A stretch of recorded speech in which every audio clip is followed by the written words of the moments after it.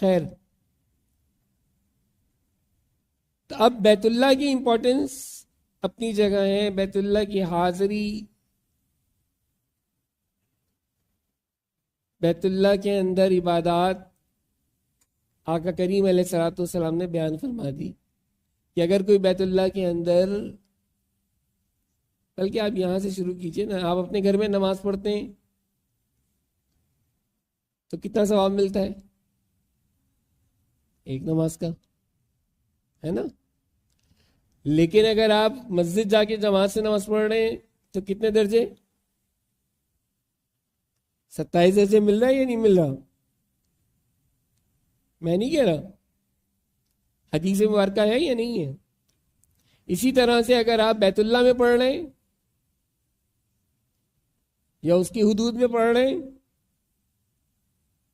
तो कितना सवाब मिल रहा है? 1,00,000।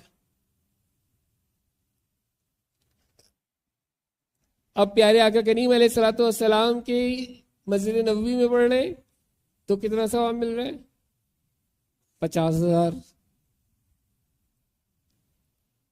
और अगर बैतुल मक़दस में पढ़ रहे हैं तो कितना सवाब मिल रहा है? 25,000।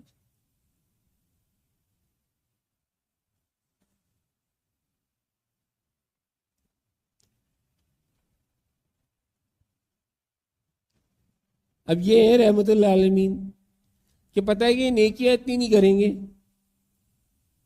जितने गुनाह करेंगे। तो अब नेकियां कमाने के जराए ज्यादा से ज्यादा हैं। गुनाह करोगे तो एक ही मिलेगा और एक ही लिखा जाएगा, लेकिन अगर नेकी कर रहे हो तो उसके दर्जे 7 से लेके और 70 गुना तक, और 70 से लेके 70,000 गुना तक।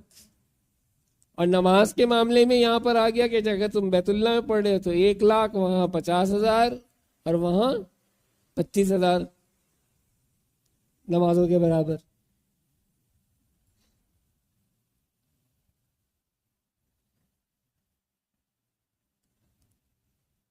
अब ये कितनी अच्छी अपॉर्चुनिटी है या नहीं है? अच्छी खासी 20 रकातें होती थी, अब 20 से 10 कर दी।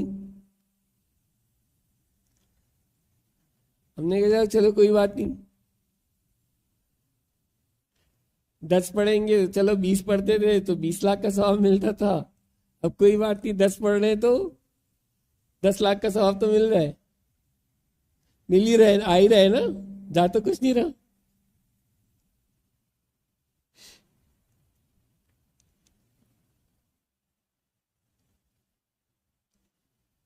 लेकिन जब वहां सरकार के यहाँ जाते हैं तो 10 से 20 हो जाती हैं ऑटोमेटिकली, बिकॉज सलातुल लैल शुरू हो जाती है, क़यामुल लैल शुरू हो जाती है वहां पे।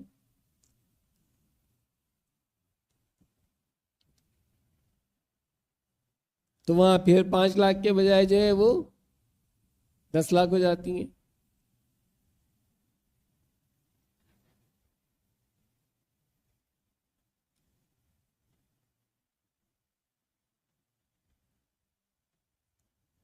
तो वो देने के बहाने, नवाजने के बहाने